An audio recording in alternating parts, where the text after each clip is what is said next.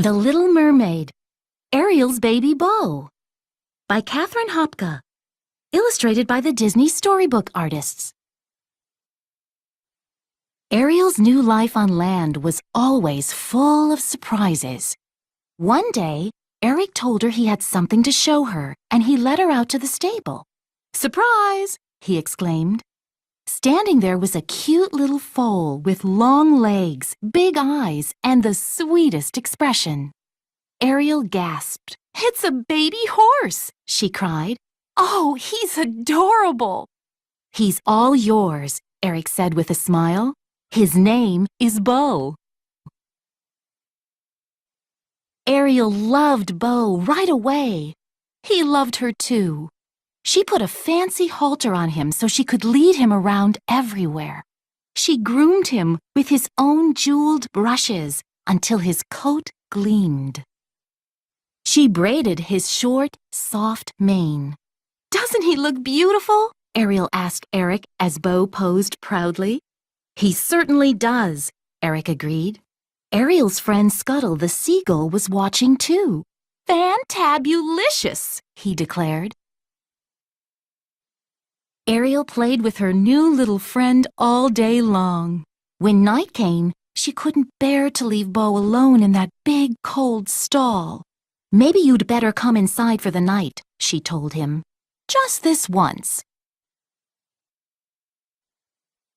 Grimsby and the other servants were quite surprised when Ariel led Beau into the castle. "Oh dear," Grimsby said. "A horse in the house?" "It's just for tonight," Ariel said with a smile. "Don't worry, he won't be any trouble at all." She made Beau his own cozy bed near the fireplace.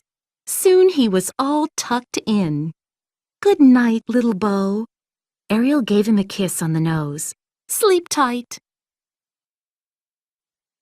The next morning dawned and led Beau into the dining hall. "This is no weather for baby horses," she told Eric. "I think Beau had better stay inside and have breakfast with us." Soon the cook had set another place for the hungry foal. Ariel, Beau, Eric, and Eric's dog, Max, all enjoyed their meals while the rain pounded against the windows. When breakfast was over, it was still raining, so Ariel took Beau to play in the throne room. They both had lots of fun romping around together, and Beau was perfectly well behaved. After all, he didn't mean to break that vase, or leave hoofprints all over the newly washed floor, or eat the houseplants. As the next few months passed, Ariel and Beau were hardly ever apart.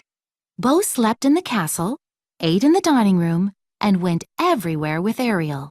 Soon, all of the townspeople were used to seeing them together. Ariel loved having Beau around. Not only was he cute, he was clever too. She taught him to sit on his own special cushion in the throne room. And before long, he could do more tricks than Max. No matter what he was doing, Beau would always come running when Ariel called him. "You'd better be careful, Ariel," her friend Sebastian the crab warned one day. "Before long, that horse won't even know he's a horse anymore." Ariel laughed. "Don't be silly," she told Sebastian. "Besides, Beau's not a horse yet. He's just a baby." He was still young, but he was growing fast. It wasn't long before he started to have some trouble following Ariel around wherever she went. Not long after that, the furniture started to collapse when Beau bumped into it. Ariel wasn't too worried. She was happy just to spend her days with her sweet Beau. The chef wasn't so pleased, though. He was running out of ideas for new recipes to serve the foal. "For this, I went to the school of cooking," he grumbled as he served Beau yet another gourmet meal made out of grass, apples, and carrots. One day, the entire castle was busy getting ready for a special occasion. The king and queen of a nearby kingdom were coming for a royal visit. Ariel and Eric wanted everything to be perfect. At first, the visit was perfect. The king and queen were very nice when Ariel and Eric showed them around the palace. "What a lovely castle," the queen said. "Such wonderful views." "Oh, yes," the king added, "and it's so peaceful and pleasant, isn't it, dear?" "Very peaceful," the queen agreed. But the castle didn't stay peaceful for long. Suddenly, Beau burst in and galloped through the throne room, almost knocking over the guests. "Oh dear!" Ariel cried in alarm. "Beau, no!" She could tell that Beau didn't mean any harm, but all at once Ariel realized what it must look like to the guests. How many castles allowed a horse to play in their throne room? Beau was nearly grown up now. He was too big to stay inside. "I'm so sorry, Your Majesties," Ariel told the visitors. "Beau doesn't know any better. This is all my fault." But the king and queen didn't seem very upset. "It's quite all right, my dear," the queen said. "No harm done." "Indeed," the king agreed. "We love horses.